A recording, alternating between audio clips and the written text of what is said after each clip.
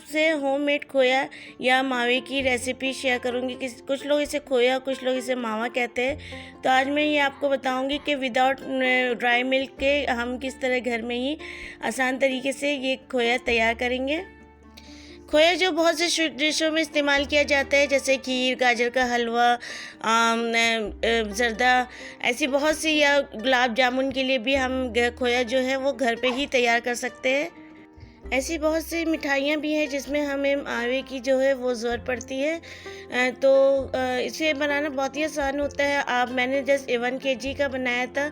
तो ये देखिए कितना दानेदार खोया मैंने बनाया था, और ना इसमें कोई मिल्क पाउडर ऐड किया मैंने, ना और कोई चीज़ भी ऐड नहीं की, लेकिन ये जस्ट जो है लिक्विड मिल्क से ही ये इतना ज़बरदस्त खोया तैयार हो गया है।